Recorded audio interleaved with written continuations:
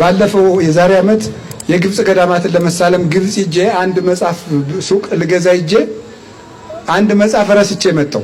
አንድ ገዝቼ ሌላ ረስቼ ሌላ ሱቅ የገዛሁትን እና የሱቁ ባለቤት ፈልጎ እየሮጠ መጣና ምን እንዳለኝ ታውቃላችሁ? መጽሐፍ ረስታል አባ ወይም ሚስተርም አላለም። ዝም ብሎ ምን ሲሰጠኝ ምን ብሎ መሰለኝ የሰጠኝ ብሎ ነው የሰጠኝ። አይገርማችሁም? በጣም እንዴት እንደተጫወተብኝ ማለት ይነደኛል እስካሁን ማለት ብሎ እንዴት ነው እዚህ አካባቢ ብሎን የለም እንዴ ብሎ ይሄደ ማለት። ስለዚህ እንደው እስኪ አንዴ እንዲህ በሉ እንደዚህ እስኪ እንደው እባካችሁ ፕሊስ ነው የሚባለው። አስቡ እስቲ እንደው አስቡ፣ እውነት አስቡ። ትናንትን፣ ነገን፣ የዘላለም ሕይወትን፣ ፍርድን፣ አሁን ያለንበትን ሀገራችንን፣ ቤተክርስቲያናችንን እስቲ አስቡ። እውነቴን አፄ ኃይለ ሥላሴ አዲስ አበባ አንድ ትምህርት ቤት ሰኔ ላይ ትምህርት ሲዘጋ የሚባላል አይደለ? እዚያ የወላጅ በዓልም ይባላል። እዚያ መዝጊያው ላይ ተገኝተው መዝጊያ ንግግሩን ያደረጉት እሳቸው ናቸውና ለተማሪዎች ልጆች የመማር ውጤቱ ማሰብ ነውና እንድታስቡ እለምናችኋለሁ ነበር ያሉ። አሁን ሰው ዲግሪ ይዞ የማያስብ ማስተርስ ይዞ የማያስብ ፒኤችዲ ይዞ የማያስብ እንደው ምንድን ነው ሰው? ምንድን ነው? አሳቢ እኮ ነው። እስኪ አስቡ፣ በሞት ያስቡ። ቢሮ እኮ ቁልፍ ይዞ ማለት አይደለም እኮ ማሰብ ነው። እንደዚያ ሰውዬ እንዳለው ማለት ነው። እስቲ አስቡ።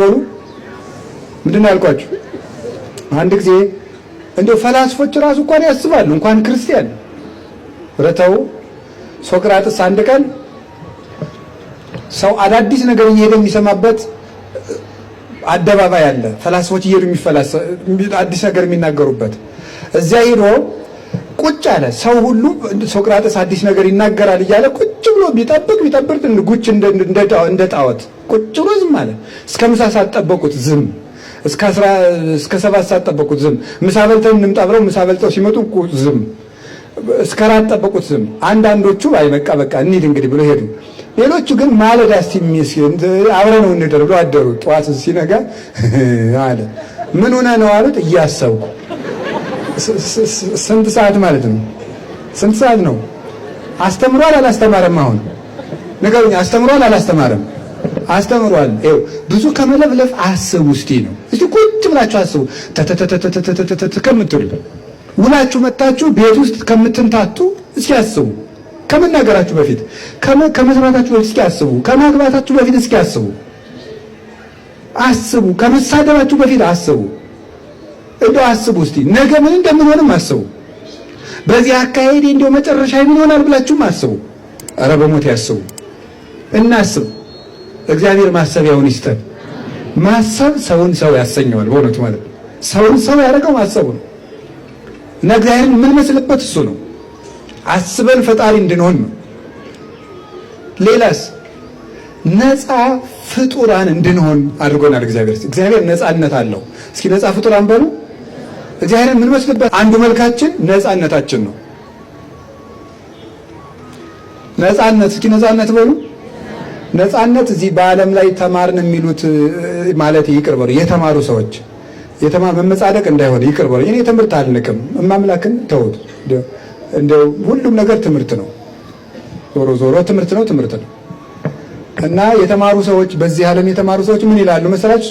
ነፃነት 3 ነው አሉ። ይቅርታ በመጠየቅ የፈረንጅ ቃል እናገራለሁ። እና 3ቱ ምንድናቸው? ፍሪ ፍሮም፣ ፍሪ ቱ እና ፍሪ ቱ ቢ ይባላሉ። እስኪ በሏቸው። ንቃችሁት ነው አይደለ?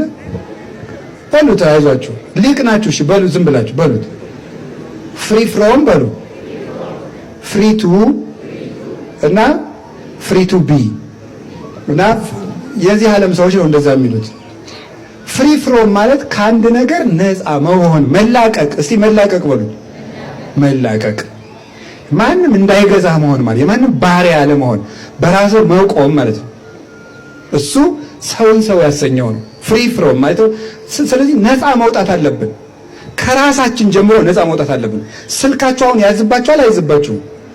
ንገሩኝ እንጂ የሰው ልጅ ወሬ ሲያወራ ቆይቶ ጓደኞቹ እንደወጡ መጀመሪያ የሚያደርገው ምንድን ነው? ስልኩን ከኪሱ ማውጣት ነው።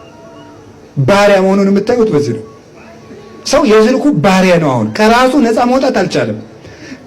የራስን ጭምር ባሪያ ለመሆን ቅዱስ ጳውሎስ ምንድን ነው ያለው? በዋጋ ተገዝታችኋልና የራሳችሁ አይደላችሁም፣ የሰው ባሪያም አትሁኑ ብሏል። መጀመሪያ ከራስ ባርነት መውጣት፣ ከራስ የምቾት ቀጠና ወጥቶ ማሰብ መቻል፣ ከራስ ቅርፍት መውጣት፣ እንደ እግዚአብሔር ማሰብ መቻል። አሁን ኢጎ የሚባለውን ነገር ይሄን ራስ ወዳድነትን ሰብሮ መውጣት፣ እሱን ነው ነፃነት ማለት እሱ ነው። ከኃጢአት ተናዘዙ፣ አትዘሙቱ፣ አትትፈኑ፣ እንዳትበሉ የሚባለው የዚያ ነገር ባሪያ አትሁኑ። እናንተ ነፃ ፍጡራን ናችሁ። እግዚአብሔር ማንንም እንደማይገዛው አጋዚ እንደሆነ እናንተም አጋዛያን ናችሁ፣ ንጹሖች ናችሁ። የማንም ባሪያ መሆን አይገባችሁም ነው። አሁን ከዛሬ ጀምሮ ማሰብ ያለብን ምንድን ነው? እኔ እግዚአብሔርን የምመስል ፍጡር ነኝ። እግዚአብሔርን የምመስለው አንዱ ደግሞ በምንድን ነው? በነፃነቴ ነው። ስለዚህ የራሴ እንኳን ባሪያ መሆን የለብኝም። ከራሴ ራሱ ነፃ መውጣት አለብኝ ዛሬ ብለን ማሰብ አለብን። ፍሪቱ ማለት ደግሞ ምን የማድረግ ነው? የማድረግ ነፃነት ነው። የማድረግ ነፃነት ኃጢአት እንድትሰራ ነፃነት ሰጥቷል። ጽድቅ እንድትሰራ ነፃነት ሰጥቷል። ፍሪ ዊል የምትባለው ነፃ ፈቃድ የምትባለው እሷ ናት። ማንም ሳያስቸግርህ ጽድቅንም ኃጢአትም እንድትሰራ ፈቅዶልሃል እግዚአብሔር። ይሄ እግዚአብሔር የሰጠን ነፃነት ነው። አሁን ብድግ ብላችሁ ምንድን ነው ምን ይደረግ ሰይጣን እኮ ነው እንላለን። በፍጹም። እስኪ አንድ ጥያቄ ልጠይቃችሁ። አሁን ምን የመሰለ የስጋ ወጥ ፈልጉ እስኪ። አንድ ወጥ አይነት ጥሩ ወጥ በሉ እንጂ ተውት። እሺ ክትፎ አሁን ክትፎ ደጅ ላይ እየተሰራ ብታዩና እዛ ሄደ የሰዎቹን ክትፎ ብር ሳይኖር ግጥም አድርገው ፖሊሲ ይዘህ ምንድን ነው ሲለው ምን ላድርግ እነሱ ናቸው ሰርተው ይባላል ወይ? ሰዎቹ አጓጉ እንጂ እጅህን አልጨበጡም። ማጓጓት ነው የሰሩት። እየሰማችሁ ነው? የሰውየው ሚስት ተቀባብታ ምናምን ስትሄድ ይደህ ለቀም አድርገህ እንዴት ሲባል እንደምን ማን ተቀቢ ብሏታል ልትል ነው? አይባልም። ይሄ ማጓጓት ነው። ፍላጎትን ነው እንጂ የሚቀሰቅሰው ሰይጣን እጅን ይዞ ኃጢአት ውስጥ የከተተው ሰው የለም። ወደን ለምደን ነው የምንሰራው። ኃጢአት ያለ መስራት ነፃነት አለ። ፍላጎትህ ነው የሚገዛ። ፍላጎትን መግዛት ትችላለህ። መግዛት የምትችለው በፈራህ ጊዜ ስለማታደርገው። ምልክቱ እሱ ነው። ስትፈራ አታደርገው። ሰው ደረሰብኝ ስትል አታደርገው። ስለዚህ አንድን ነገር የማድረግ ነፃነት ሰጥቶናል። ክሂልም ጭምር የሰጠን ፍሪ ቱ ቢ የመሆን ነፃነት ሰጥቶናል እግዚአብሔር። ምን የመሆን ነፃነት? መልአክ የመሆን ነፃነት፣ እሱን የመምሰል ነፃነት፣ ገዢ የመሆን ነፃነት፣ በመንግስተ ሰማያት ንጉሥ የመሆን ነፃነት፣ ክርስቶሳዊ የመሆን ነፃነት ሰጥቶናል እግዚአብሔር። ሊቅ የመሆን ነፃነት ሰጥቶናል። ቅዱስ የመሆን ነፃነት ሰጥቶናል። ሁሉን የምንመረምርበት ልብ ያለን ሰዎች የመሆን ነፃነት ሰጥቶናል። እኛ የክርስቶስ ልብ አለን ብሎ ቅዱስ ጳውሎስ እንደተናገረ እኛ የክርስቶስ ልብ አለን ያለውን ቅዱስ ዮሐንስ አፈወርቅ ደግሞ ቆሮንቶስን በተረጎመበት በሰባተኛው ድርሳን ሲናገር ነው የሚናገረው። እኛ የፓይታጎረስ ልብ አይደለም ያለን፣ የሶቅራጥስ ወይም የአርስቶትል አይደለም ልብ ያለን። እኛ የአምላክ ልብ አለን። እግዚአብሔር በሚያስብበት ልብ የምናስብ ሰዎች ነን። የክርስቶስ ልብ አለን። ያንን የመሆን ነፃነት ለእኛ ተሰጥቶናል። ብትችል እንደ ቅድስት ክርስቶስ ሰምራ አጋንንትን ለቀም አድርጎ የመግዛት፣ እንደ አቡነ ተክለ ሃይማኖት በነፋስ ክንፍ የመብረር፣ እንደ አቡነ ተክለ አልፋ በመቋሚያ ጭምር እስከ ማስመስከር፣ አፍ አውጥቶ እስከ ማናገር፣ እንደ አቡነ ሐራ ድንግል አህያው ሰው የሚሰራውን ስራ እንዲሰራ በማድረግ መስራት ይቻላል። እንደ አቡነ ሂሩት አምላክ ደንጊያውን ጀልባ የማድረግ ተሰጥቶናል። እንደ አቡነ ገብረ መንፈስ ቅዱስ በመብረቅ ተጭኖ የመብረር ተሰጥቶናል።